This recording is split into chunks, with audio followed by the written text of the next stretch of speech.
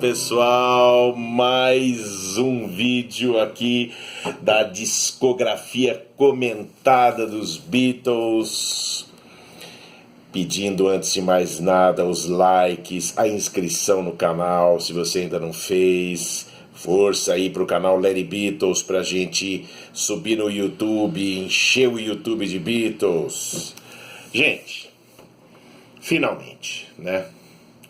Finalmente, Let It Be.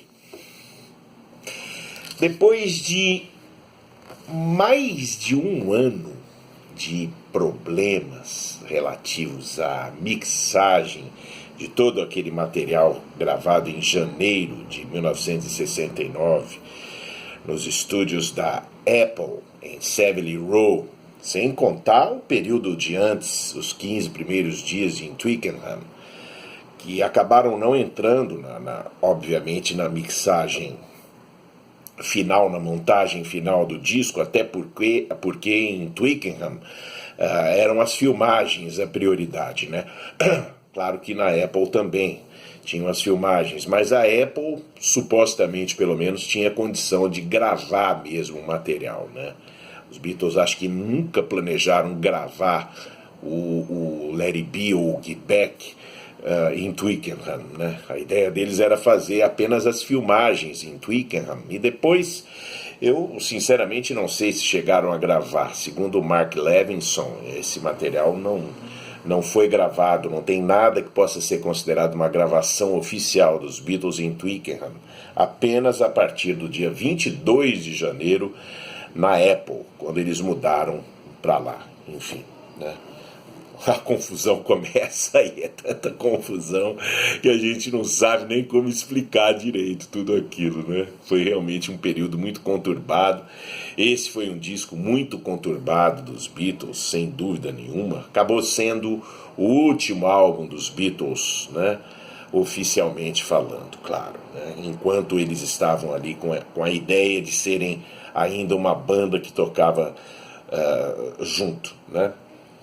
Bom, eu já falei no vídeo do Get Back, que foi a primeira versão desse disco, que foi recusada 2 vezes pelos Beatles, que teve mixagem do Glyn Johns, né? E acabou não dando certo. Então,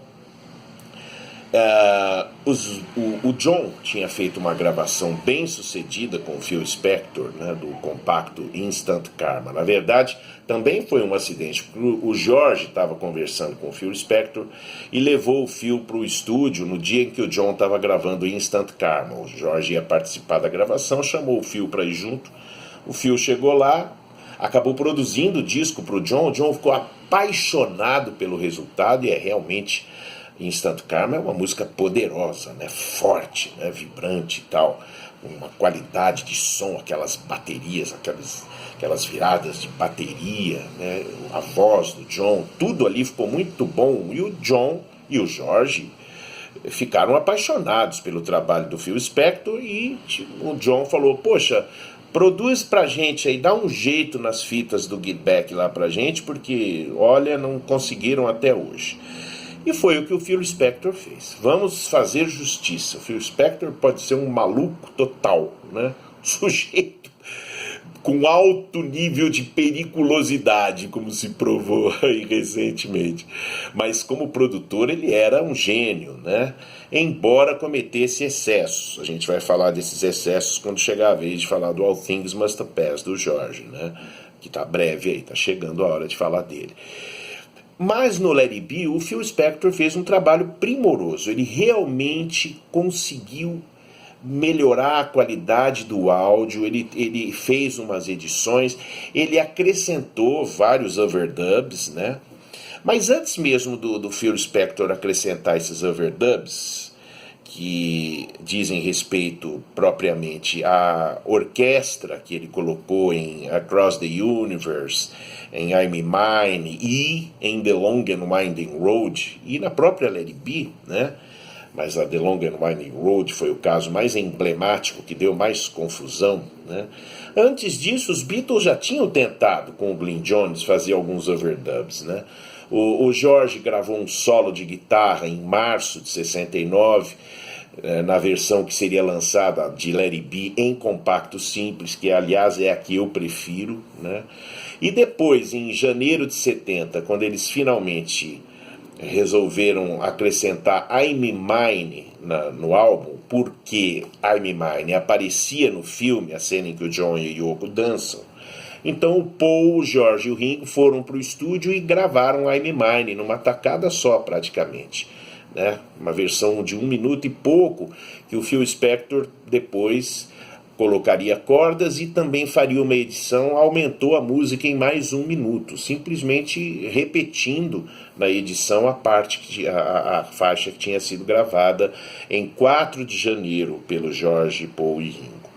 E eu acho que naquela ocasião, eu precisaria ter confirmado isso no livro lá do Mark Levinson, o George acrescentou um solo de guitarra a mais em cima da faixa Let It Be, fez um overdub a mais de outro solo de guitarra, por cima inclusive do tape que continha o primeiro solo que ele refez, que foi em março de 69. Então, e na mixagem lá o Phil Spector abaixou o volume do primeiro solo, porque na verdade Let It Be tem 3 solos. Tem o solo original, foi feito no estúdio da Apple em 30 de janeiro, né? Depois tem o solo refeito pelo George em março de 69 e um terceiro solo feito em janeiro de 70, né? Eu prefiro o solo de março de 69, a música que entrou no single, como eu já disse. E assim, o álbum estava finalmente pronto e pela primeira vez, a gente é obrigado a admitir, com cara de um disco dos Beatles.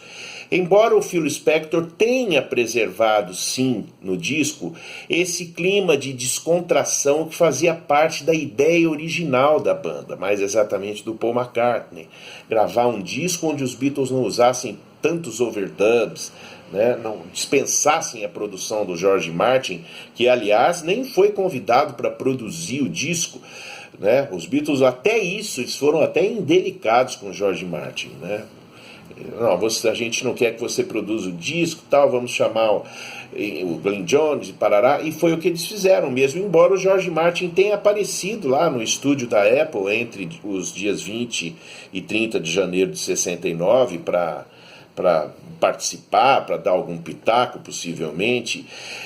O disco final, o resultado final, ficou com cara mesmo de álbum ao vivo, apesar dos overdubs, né?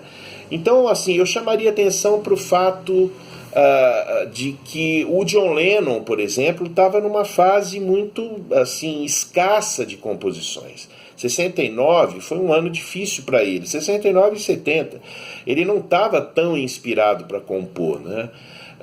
Então eles recorreram, por exemplo, a Across the Universe, numa teimosia para fazer entrar uma música do John Lennon no disco, ao invés de deixar o George Harrison colocar mais coisas.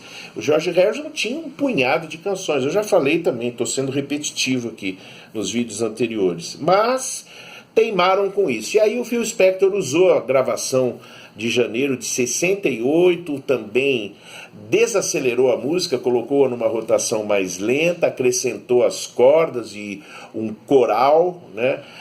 Eu prefiro a versão que entrou no Let It Be Naked, posteriormente, em 2003. A gente vai falar desse disco também quando chegar a hora certa. Mas ficou bonito, não dá para dizer que o resultado dessa versão de Across the Universe tenha ficado ruim, porque não ficou. Outra decisão sábia dele foi incluir os takes ao vivo no telhado de I've Got a Feeling e de I Dig a Pony, que na versão do Get Back, a primeira versão, eram as versões de estúdio, os takes de estúdio que ele escolheu, o Glenn Jones havia escolhido para entrar no disco, né, que foi rejeitado. O Phil Spector foi mais inteligente. A apresentação no telhado tinha sido excelente, foi um dos raros momentos assim iluminados dos Beatles, né? Eu quero dizer, naquele período, naquele janeiro de 69. Eles realmente tocaram bem, se dedicaram, se fizeram ali, esqueceram de todos os problemas e gravaram, tocaram bem. Então, as versões que entraram desse show do telhado, que são I Dig a Pony, I've Got a Feeling, One After 909, que tinha entrado no Get Back também, é a única que tinha entrado ao vivo mesmo, né? E erraram, na minha opinião. O Phil Spector também cometeu um erro ao não acrescentar a Get Back gravada no telhado também, que eu acho muito mais pesada e tal. Ele, ao invés disso, colocou a versão que foi gravada em estúdio e lançada em single em março de 69, com Don't Let Me Down no lado B, e fez a edição final ali da despedida do John, do show do telhado, né?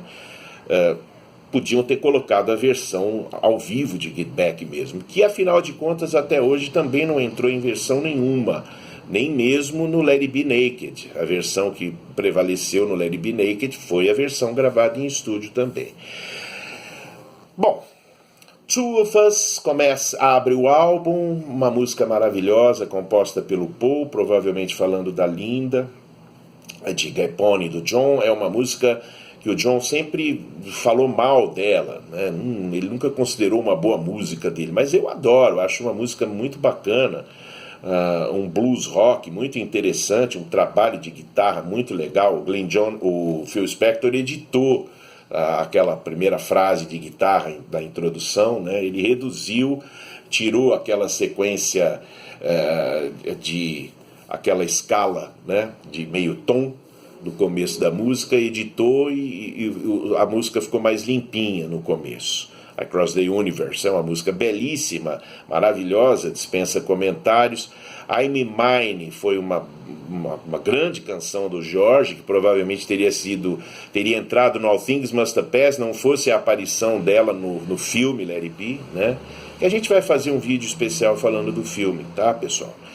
E também a Dig It, graças ao bom Deus, o Phil Spector reduziu para 1 minuto e pouquinho, porque no Get Back original ela tinha mais tempo, e eu acho muito chato ouvir aquilo tudo, né? É uma jam session de estúdio desnecessária na versão longa. A versão de Let It Be no LP tá bacana também, com aquele solo, mas eu acho que a versão do compacto é muito mais quente, muito mais legal de se ouvir, né?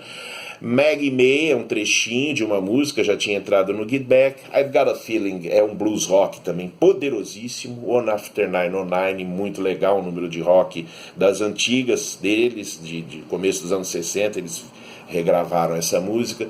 The Long and Winding Road, uma balada lindíssima do Paul.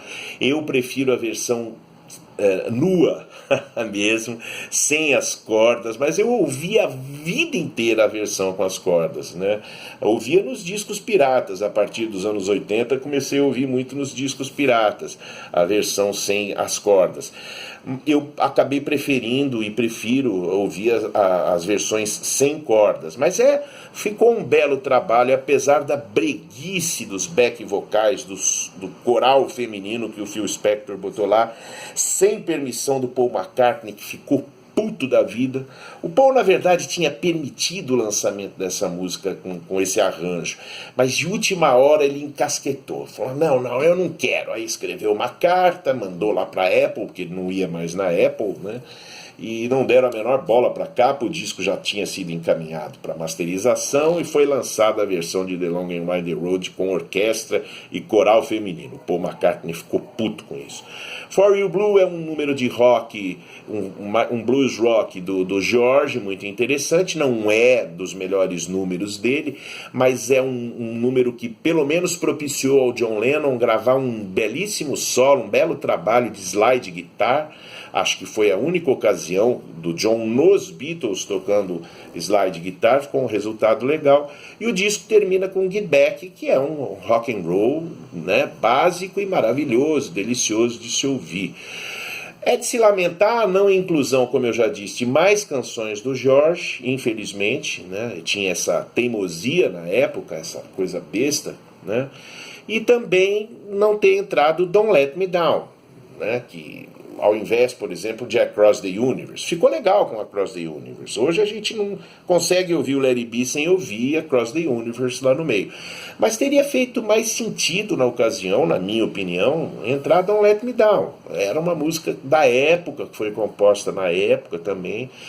E eu acho que o Let It Be é um disco assim, ele é uma síntese, ele tem os números vamos dizer assim, acústicos, como Two of Us, Across the Universe, né? Tem uma balada, The Long and Winding Road, tem uma balada gospel, pode-se chamar assim, rotular assim, Let It Be, que é uma música, né, dispensa comentários, uma obra-prima, e o restante são os Beatles ali fazendo um blues rock muito original, muito bem tocado, quente. Eu achei assim, a interpretação deles, a execução musical deles está muito boa. O George Harrison está inspiradíssimo na guitarra.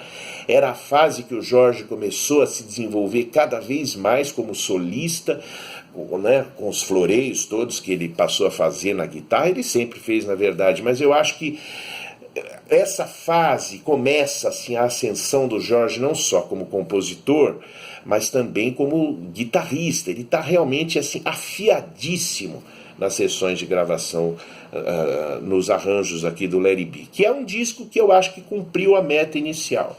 Ficou sendo um disco realmente assim, menos produzido. Apesar dos overdubs do Phil Spector, né, a gente perdoa, e assim, eu acho que no cômputo final, o resultado final é um disco realmente assim, vívido nesse sentido. É um disco quase que totalmente gravado ao vivo e que conseguiu transmitir mesmo a ideia dos Beatles no estúdio como eles eram ao vivo, tocando ao vivo, né? Eu acho que ficou um bom resultado. Eu adoro esse disco, né? Eu só assim, considero o Let It Be Naked melhor do que o Let It Be, porque permaneceu, eles deram mais ênfase na questão dos Beatles ao vivo, sem os overdubs do Phil Spector. Bom, isso a gente discute depois. Esse disco foi lançado no dia 8 de maio na Inglaterra, de 1970, e no dia 18 nos Estados Unidos. Foi um sucesso mundial, foi maravilhoso, e eu me lembro até hoje, quando criança, assim, do vendedor de discos lá na cidade de Garça, quando a gente foi comprar o Let It Be, né? Meu pai foi comigo, obviamente foi comprar para mim o disco. Eu me lembro do seu Luiz, que era o dono da loja de disco lá em Garça. Ele falou, aproveita, porque esse aqui é o último disco dos Beatles, viu? Eles acabaram, eles não vão mais lançar disco. Eu me lembro que eu fiquei assim, puxa vida, que cara chato, né? Poxa, mensageiro do apocalipse, mensageiro de notícias tristes. Eu me lembro dessa cena. Mas assim, eu não dei muita bola não, eu ouvi muito Let It Be. Eu me lembro que eu ouvia muito naquela ocasião o Let It Be e o McCartney, né? Porque eu considerava o Paul, assim, era o único Beatle que preservava na minha cabeça aquele espírito do começo dos Beatles, né? O John estava com a Yoko gravando discos de grito, o George estava cabeludo e tal, e o Ringo era o Ringo, né? O Ringo tinha gravado Sentimental Journey, que eu me lembro que dali a uns 2, 3 anos eu ganharia esse disco e não gostaria dele, embora hoje eu já consiga ouvir mais. Mas foi isso, gente. Let It Be finalmente ganhou a luz do dia, como o último álbum dos Beatles a ser lançado, embora tenha sido gravado antes do Abbey Road. Valeu, pessoal, eu vou ficando por aqui. Lembrando a vocês, eu vou fazer um vídeo sobre o filme Let It Be, tá? Talvez essa semana ainda, próxima agora que entra. Valeu, gente, inscrições, likes, eu vou ficando por aqui, a gente se vê na semana, tá? Com mais discografia comentada e vídeos de assuntos diversos relacionados aos Beatles e ao rock and roll. Valeu, gente! Visitem a ginger3003.mercadoshops.com.br. Tchau!